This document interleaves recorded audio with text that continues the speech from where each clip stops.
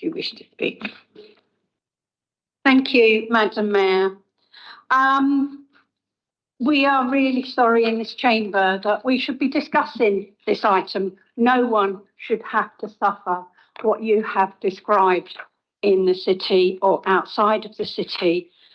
But sometimes I don't get why we waste time on these notices of motion.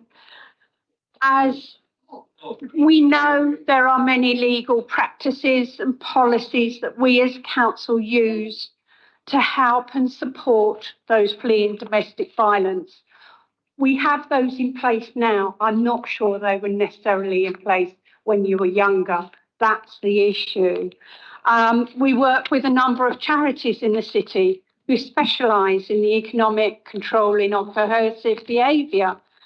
We've got refuge services, domestic abuse specialist services. We work with Stonewater on BMA community capacity building worker. We've got the flexible grant fund, the housing floating support and outreach service with RISE. We have the housing independent domestic violence advisor. And for young people, we have Level Up with Cranston.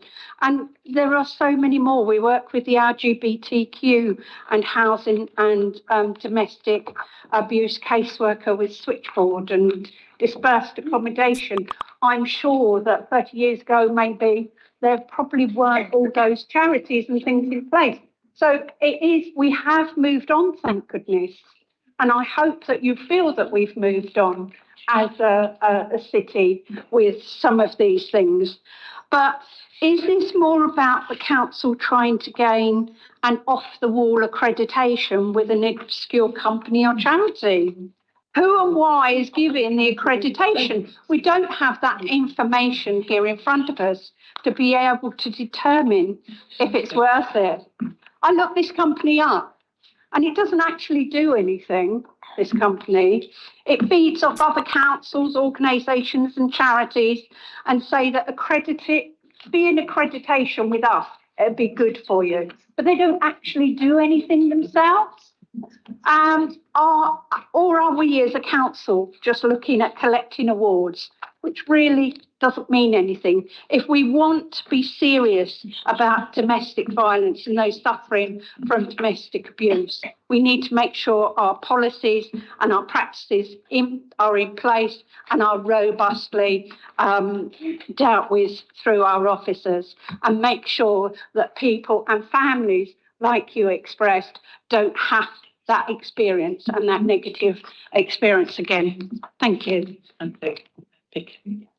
Okay, thank you very much, Councillor Meadows. Do the Brighton and Hove Independents wish to speak? No? Okay.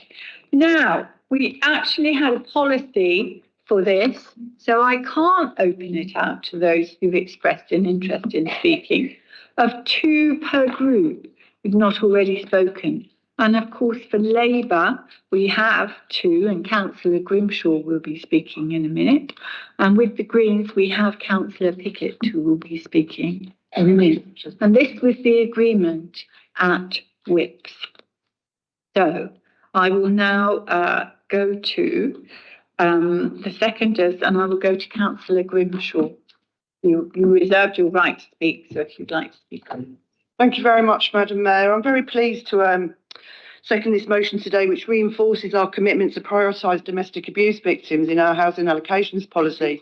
In July 2019, Councillor Jill Williams, on behalf of the Labour administration, submitted a motion to Council to ensure that, as a matter of policy, domestic abuse survivors presenting as homeless are automatically considered in priority need. I made my maiden speech talking to that very motion. I stood in this very room, and it was reported by our reporter there that my hands shook.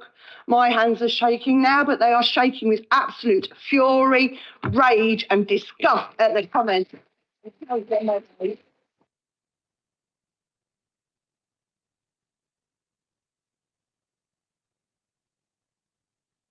You are an absolute abomination, and I hope that you never ever find yourself in the position where you're facing domestic abuse in the many forms that it comes in. I hope that you realise that actually when I made that maiden speech in 2019, women were not classed as the priority if they'd suffered domestic abuse. This is why we need to talk about it in the chamber, because we're talking about it because we're making change happen, you disgusting, disgraceful woman.